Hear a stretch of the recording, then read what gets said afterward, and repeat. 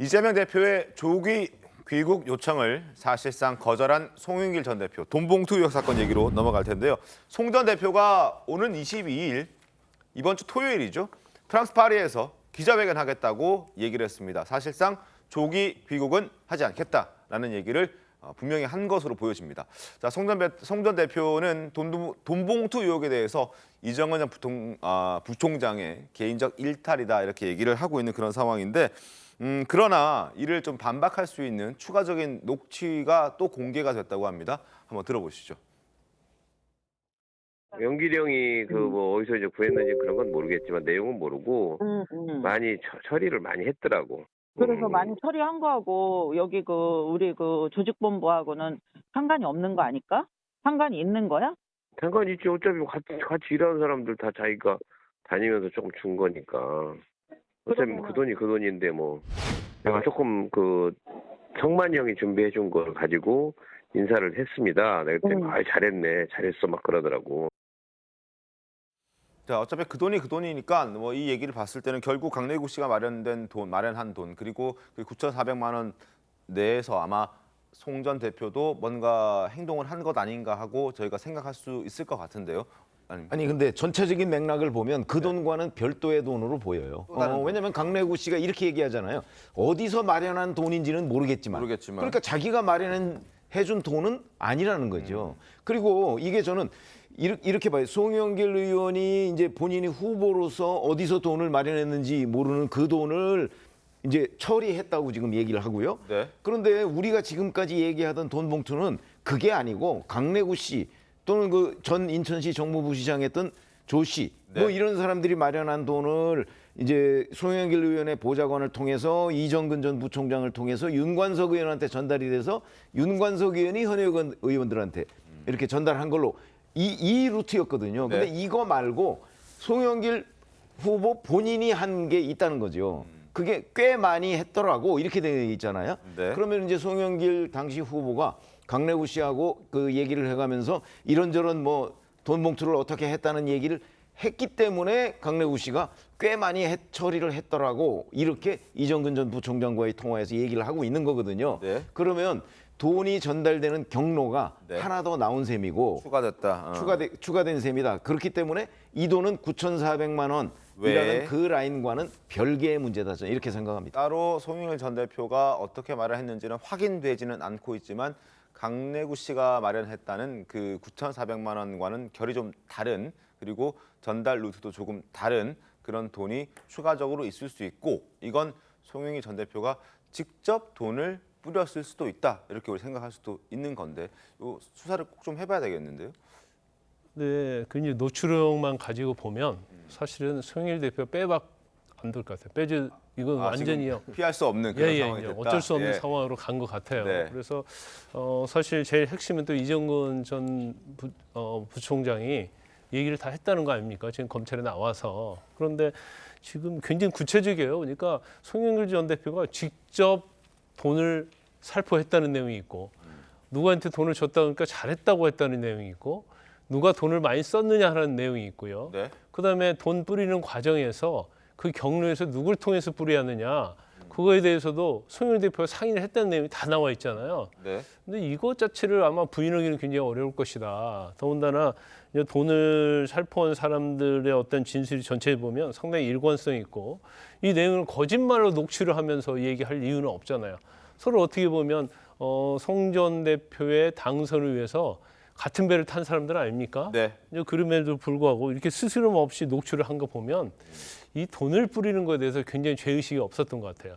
그리고 전혀 이것이 나중에 문제가 될 거라는 생각도 하지 못했고 네. 이건 관례적으로 누구나 하는 거기 때문에 문제가 없을 것이다. 그러다 보니까 전화를 하는데도 조심하지 않고 이렇게 통화를 한 걸로 보입니다. 그래서 송영길 전 대표가 과연 귀국을 언제 할지는 모르겠지만 아마 귀국이 늦춰지면 늦춰질수록 민주당 입장에서는 굉장히 부담이 클 거예요. 왜냐하면 송영길 전 대표를 직접 조사하지도 못하고 직접적으로 기자들이 묻지 못하니까 결국 민주당에 계속 얘기할 수밖에 없잖아요. 네. 민주당이 이미 사과한 거 아닙니까? 사과를 한 것 자체는 관련된 사람들이 돈을 받은 걸 전제로 해서 사과를 했다고 볼 수밖에 없어요. 네. 근데 돈 받은 사람들은 다 부인하고 있잖아요. 그러니까 이제 민주당 입장에서는 굉장히 이러지도 못하고 저러지도 못하고 검찰의 수사만 바라볼 수 없는 굉장히 좀 곤혹한 상황이 아닌가 싶습니다. 알겠습니다. 자, 22일 이번 주 토요일에 프랑스 파리에서 기자회견한다는 이야기는 결국 일찍 들어오진 않겠다라는 뜻으로 보여지고 그리고 그 내용도 저희가 예상을 할 수 있을 것 같습니다.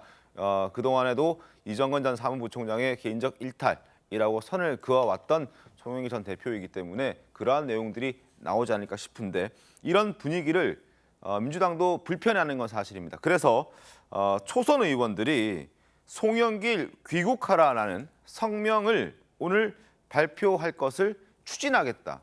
아직 발표를 한 것 같진 않고요. 민주당 초선 모임인 더민초 소속 의원들이 지금 이걸 검토하고 있는 중인 것으로 알려지고 있습니다. 결국 빨리 들어와서 좀 해결 좀 당신이 직접 하시오라는 얘기를 하고 싶은 것 같은데 서영주 대변인님 어떻습니까? 지금 이런 움직임들이 지금 YTN 보도로 나왔는데 네. 사실인가요? 네. 그래서 뭐 맞습니까? 더민초, 더미래 이쪽 뭐 그룹에서 귀국을 좀 촉구하는 뭐 기자회견을 한다고 하는데요. 네. 뭐 주장할 수 있다고 봅니다. 하지만 송영길 전 대표가 귀국해서 수습이 가능할까요?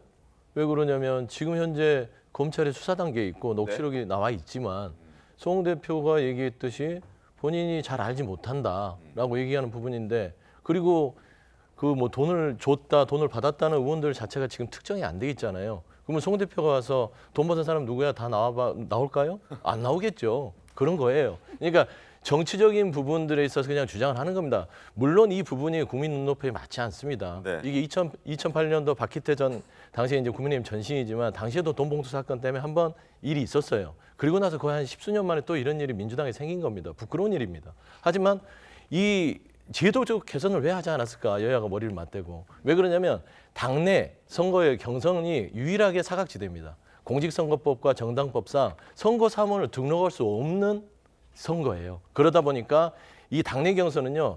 자기 돈을 들여서 그 정말 당선시키자는 사람을 위해서 돈을 써가면서 하는 겁니다. 그러니까 돈을 줄 수도 없습니다. 법적으로. 그러다 보니까 자기 돈 써가면서 하는 부분들을 누구나 다 알고 있어요. 정치권에서. 아마 송 대표께서 강내구 씨나 아니면 이정근 이 녹취가 사실이라면 아마 그런 측면에서 얘기를 했을 거예요.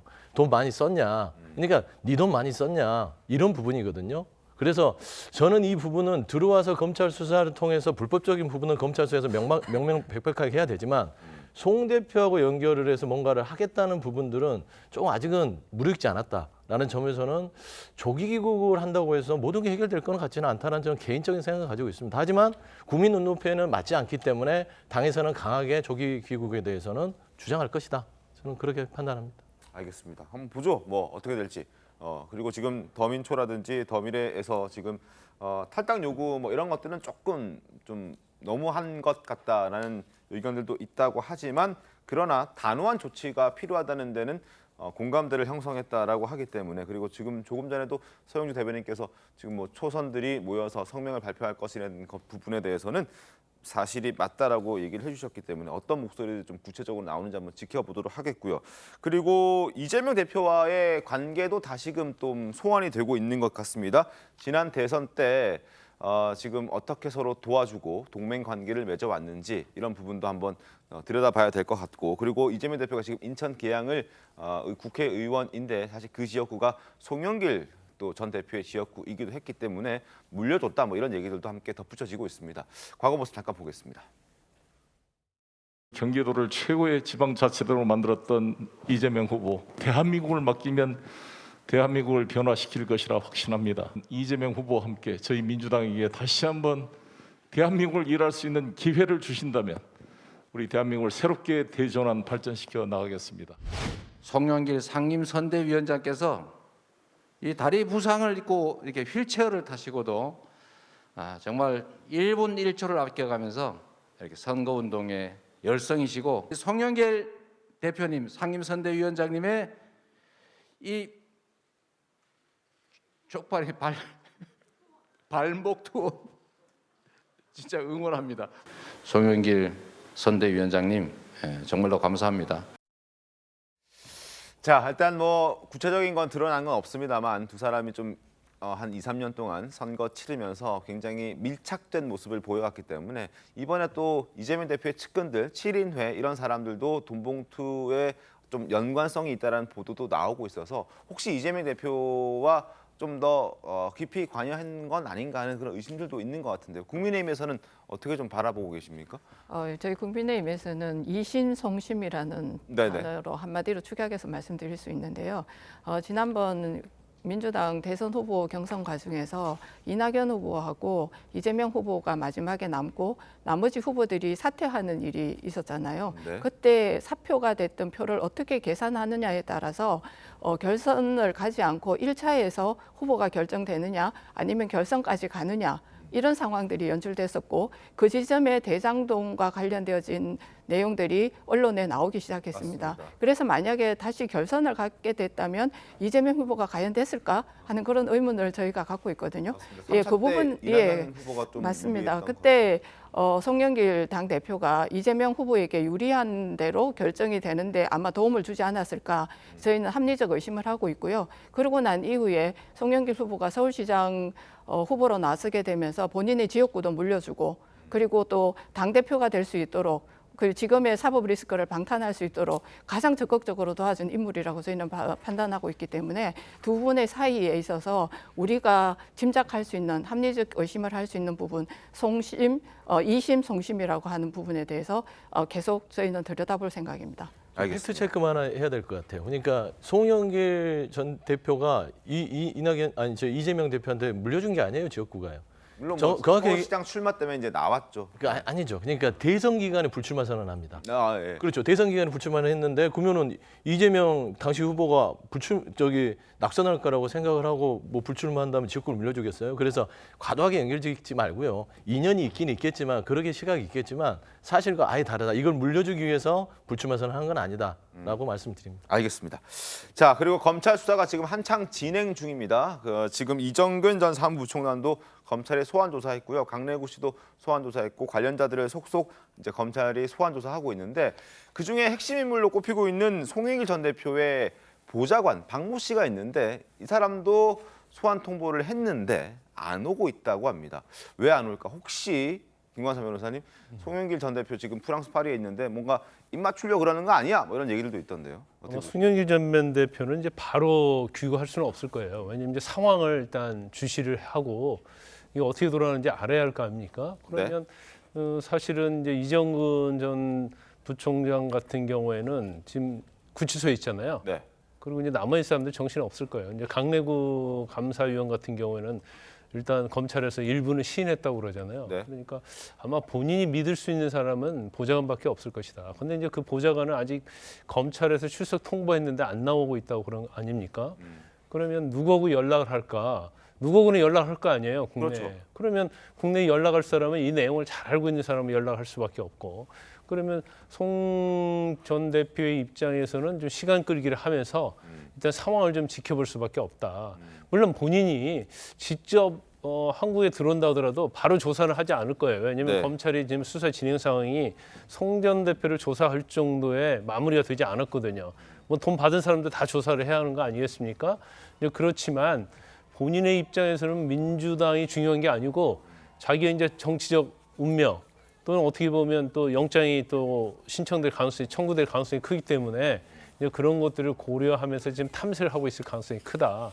그러면 이제 모르겠어요. 이제 박모 씨하고도 연락하고 있는지 어쩐지 모르겠지만 네. 박모 씨가 검찰에 출석하지 않고 있는 걸 보면 역시 박모 씨도 이제 상황을 상당히 많이 알아보면서 대비를 하고 있지 않을까 싶습니다. 알겠습니다.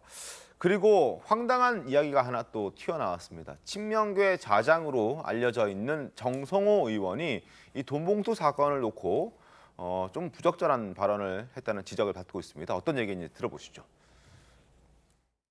송 대표 본인은 저는 뭐 알지 못했을 거라고 저는 생각합니다. 전당대회 실체하다 보면요, 뭐 예. 대표가 그런 거 무슨 관여하고 보고받고 할 시간이 제 경험상은 거의 없습니다. 그리고 금액이 예. 뭐 국민들 전체적으로는 뭐 큰 금액이라고 생각하지만은 예. 대개 실무자들의 뭐 차비, 뭐 진짜 소위 말하는 기름값, 뭐 식대 이런 정도 수준이거든요, 사실은요. 송 전 대표도 도의적인 책임일지라도 지고 탈당해서 뭔가 조사받는 게 맞다고 보세요? 저는 뭐 지금 단계에서는 뭐 그런 얘기를 하는 게 좀 시기적으로 너무 이른 게 아닌가 생각합니다. 아. 네. 자, 전체적으로 봤을 때 1억 원에 가까운 금액이 나왔기 때문에 꽤 크다라고 생각할 수 있지만 300만 원, 50만 원 이런 것들은 차비, 뭐 밥값, 기름값 이런 거기 때문에 크게 대수롭지 않은 것이다라는 취지로 얘기를 해서 지금 또 화를 키우고 있는 그런 상황인데요. 최병민 어떻게 보셨습니까? 일반적으로 얘기하면 국민들의 눈높이하고 맞지 않은 얘기를 정성호 의원이 한 건데 저게 전체 맥락을 보면요. 정성호 의원도 그 의원들한테 뿌려진 300만 원 돈 봉투에 대해서는 깜짝 놀랐다고 얘기를 해요. 그러면서 이제 50만 원짜리 봉투 있잖아요. 뭐 지역본부장이나 상황실장이나 이런 사람들한테 간 부분을 지금 주로 거론을 한 건데 그게 이제 기름값이나 식대나 뭐 이런 거다 이렇게 얘기를 합니다. 뭐 그 부분은 사실 정치권에 오래 있었던 사람으로서는 저는 이해가 돼요. 이제 왜 그러냐면 기본적으로는 뭐 거기 자원봉사자들이니까 맞습니다. 그 사람들이 자기 돈을 써가면서 선거운동을 하는 게 맞긴 하지만 현실적으로는 그렇지는 않아요. 그러니까 그 부분은 이해가 되는데 그러나 이게 전체적으로 모아보니까 9,400만 원이다. 이렇게 되면 그건 국민 눈높이에서 볼 때는 저런 발언이 매우 부적절하게 느껴질 수 있거든요. 그런 점에서 본다면 더군다나 이게 9,400만 원에 아까 제가 말씀드렸듯이 송영길 후보 본인이 돌렸던 돈 봉투 이런 거는 또 다 빠진 얘기잖아요. 그러면 이게 그보다 훨씬 더 많은 액수가 있을 가능성이 있거든요. 그런데 지금 친명계 좌장이라는 사람이 저렇게 얘기하고 이정근 전 부총장 그 녹음 파일하고도 전혀 다른 얘기예요. 그 녹음 파일에 보면 송영길 전 대표가 알았다는 것들이 수두룩하게 나오는데 그런데 송 전 대표는 몰랐을 것이다라고 하는 주장이 과연 일반 국민들한테 얼마나 먹힐 것인가 하는 부분에서 제가 보건대 조금 정밀하지 못했다 저는 이렇게 생각합니다. 알겠습니다. 자, 그리고 민주당 차원에서도 자체 진상조사단을 꾸리려고 하다가 하지 않기로 했습니다. 포기했다 이런 얘기도 이제 나오고 있는데 그걸 보면서 또 민주당 내에서 씁쓸한 소리가 나오고 있습니다. 목소리 들어보시죠. 민주당의 경우 자정 기능을 포기했습니다. 자진 탈당 또는 출당 필요하다고 보시나요? 민주당이 간판을 내릴 수도 있는 상황이기 때문에 그를 돌파하려면 결국 그와 같은 극약 처방을 하지 않을 수 없다고 봅니다. 온정주의에 젖으면 안 될 일이라고 생각합니다. 옛날 같으면 이 정도 일이면 벌써 당이 난리가 나고 긴급 최고위원회 소집을 해서 바로 어떤 조치를 발표하고 이렇게 갔어야 정상이에요. 당의 대응을 보면 상당히 무감각해져 있어요. 윤리 감각이 엄청 퇴화돼 있습니다 지금. 서영주 대변인님, 자정 기능을 포기했다. 그리고 윤리 감각이 엄청 퇴화돼 있다.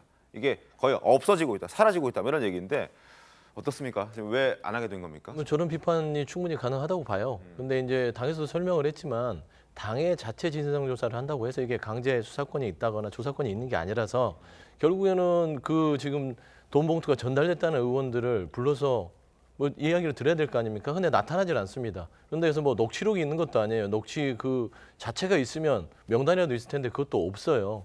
그다음에 만에 하나 있다 하더라도 그 의원들이 부인했을 때 무엇을 할 수 있죠? 그리고 결과를 국민들한테 보고를 했을 때 이게 또 뭐 축소다, 셀프로 뭐 봐준다 이런 얘기들이 들 수 있기 때문에 명확한 증거들과 강제 수사력 있는 검찰에 맡기는 게 어떻겠냐라는 내용들이 조금 더 합의에 이른 것 같습니다. 그래서 진상조사단보다는 검찰에 맡긴 것 같은데 저는 개인적으로는 좀 아쉬움이 커요.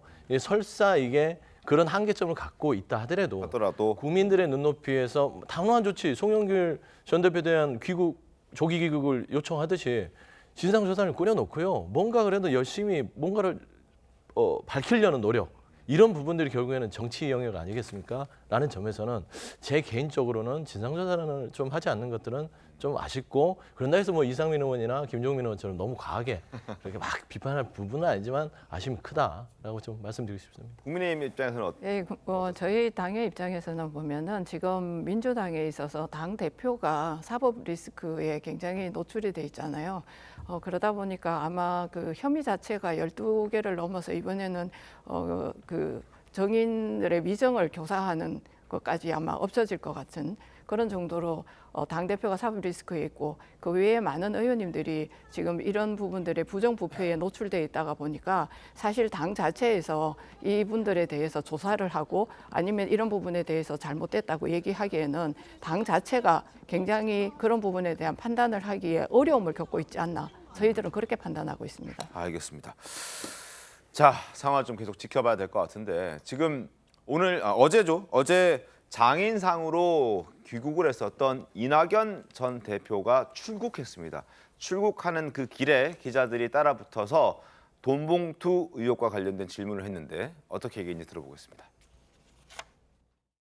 송영길 전 대표 돈봉투 관련 사건이 있었는데 그것과 관련해서 혹시 당의 우려를 표현하시거나 하실 말씀이 없으실지요? 혹시 귀국 일정은 정해지셨나요? 자, 아무 말 하지 않고 갔습니다. 침묵에도 의미가 있지 않을까 싶은데요. 어떻게 보셨습니까, 저 모습은? 글쎄요. 그런데 이제 측근들하고 만찬에 이런 데서는 이제 우려를 표했다는 건데 그 우려도 뭐 대단히 심각한 우려라고 보기는 어렵고요. 네. 하여튼 뭐 대한민국 위기다. 근데 정치권이 오히려 그 위기를 불러들이고 있다. 뭐 이런 식의 아주 원론적인 얘기라고 해요. 근데 이낙연 전 대표 이제 6월에 귀국한다고 하잖아요. 네. 귀국했을 때 이재명 대표가 현재 대표직에서 물러나지 않는 한 이낙연 전 대표가 뭐 이재명 대표를 아마 현실적으로 흔들기는 어려울 거예요. 그런 점에서 본다면 이낙연 전 대표의 활동 공간도 네. 이재명 대표가 버티고 있는 한 별로 크지 않다. 아마 그런 관점에서 구체적인 얘기를 지금 못하고 있는 단계고 6월에 온다고 하더라도 네. 이재명 대표가 버티는 한은 이낙연 전 대표의 활동 영역은 크지 않을 것이다. 저는 그렇게 생각합니다. 알겠습니다.